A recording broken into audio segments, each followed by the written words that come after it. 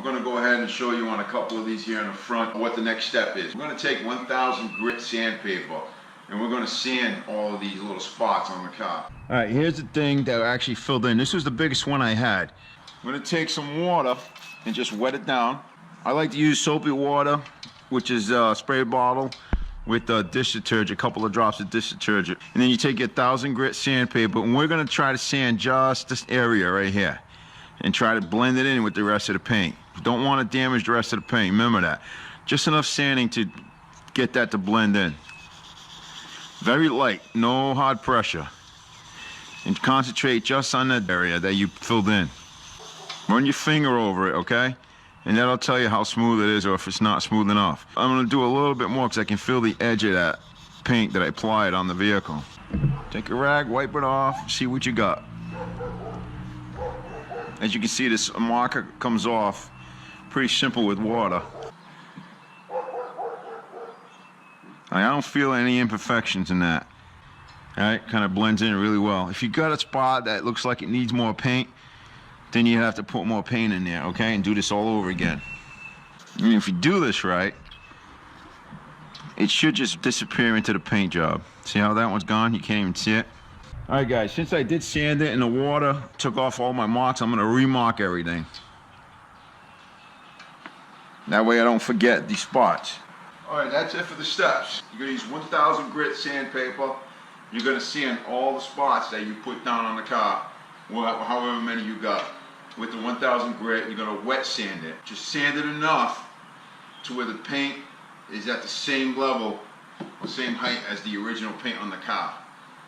Light pressure, don't go crazy, take your time. This is the make it or break it step, all right? Don't want to cause more damage to the original paint, and make sure the paint is cured well before you start the wet sanding, all right? Or it's just gonna come off. I go a step further. A lot of people say it's unnecessary, but I like to do one coat of clear. These pens, they have the clear right on the bottom. You know, it's a little more work, but it doesn't hurt to put a very thin coat of clear. Then once that's cured, let it cure for a day. Come back, wet sand very lightly, just enough to get it all to blend in. All right, it's the next day. Once your clear coat's dry, I usually give it a day to cure, 24 hours, usually good enough. We're gonna do the same process we did when we sanded the paint. We're gonna use 1000 grit sandpaper, except this time, instead of trying to level off the paint, we're gonna try to blend in the clear coat, all right? So what we wanna do is kind of like feather the edges of it and get it just to blend in. And then when we do the last step, which would be the buffing or the polishing, that'll take care of the rest. All right, let me show you how I do this.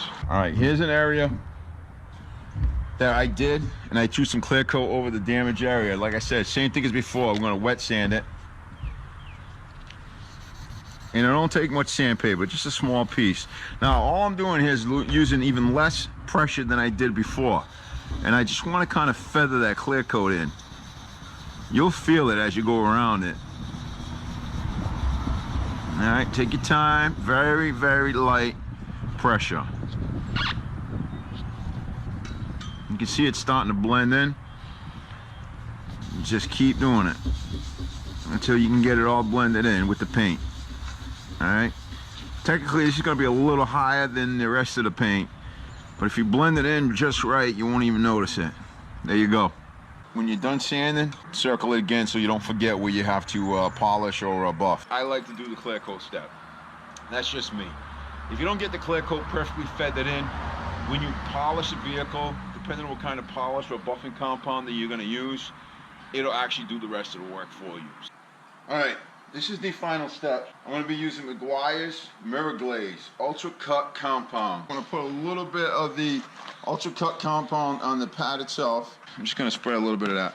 I'm gonna try and fix this first before I like to buff the whole car while I'm doing this, but I wanna fix the spot first, make sure it's good, and then give it a light buffing on the entire car. Now when you do this, you want the buffer on low speed, all right? You don't want this thing revving up to 1,000, 1,500 RPMs. You're gonna burn right through the paint. I know it sounds incredibly impossible, but it is something that will happen. If you don't know what you're doing with buffing, you can't burn through the paint job. So put it on low speed and take your time. Light pressure. Don't push hard on this. It don't take much at all to actually get this all worked out. All we're doing here is we're trying to get the sanding marks out of the paint. All right, so take your time and work it. All right, work the whole area that you sanded, and then just wipe it off and see where you're at. You don't want to over buff. Beautiful. A little bit more and we're done.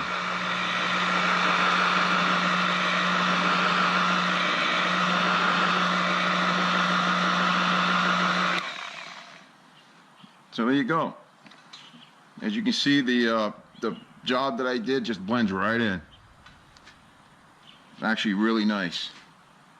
Can't even tell that there was a big ding right there. So now what I'm going to do is I'm going to go ahead and finish the fender, because I already did the rest of the right side. I'm just going to go ahead and buff this out real quick. Real light buffing on the whole fender so it all blends in really well.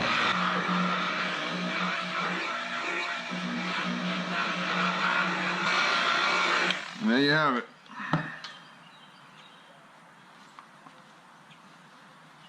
Alright, it's best to do it one section at a time, and do it when it's a hazy day out like today. You don't want to do this in the sun. You're going to have problems with the sun heating up the paint, and as you're trying to compound, it's just not going to work out well. So you see it? Nice and shiny. That came out really, really good. I'm really happy with that. Alright, I'm going to show you another spot. I'm going to put a drop of this here. You see how much I'm using. Not very much. And then we're just going to work that sanding marks out. Light pressure, keep it moving.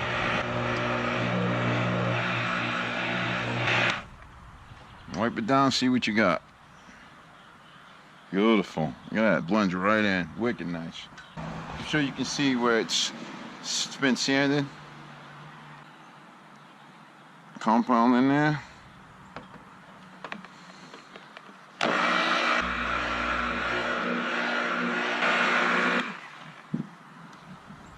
There you have it. Can't even tell where I did the touch-up. Alright, you can see the difference, what it looks like. That's where I sanded compared to what I just did. Right here. There was one right here. A couple back here. I don't know if you guys remember.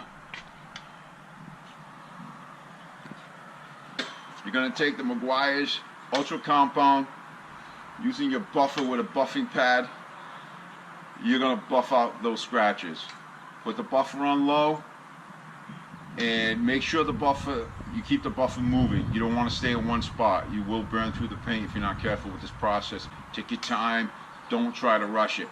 This whole thing has taken me almost 3 days to do. You got between the curing of the paint, curing of the clear coat, the sanding process. It's going to take you a few days. Don't try to rush this. If you do try to rush it, it's not going to come out the way I explained it. You really have to take your time. So if you got an old car, you want to touch it up, give this a shot.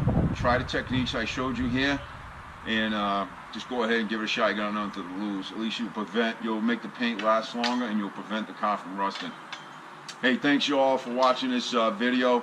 I hope this is helpful. The more you do this, the more experience you're going to get, the easier it's going to become. It's still time consuming, but it's going to be like second nature to you. Thank you. Please subscribe to the channel. Throw some likes up there and share the videos if you guys think someone else could, use the information. Thanks again. You all have a good day.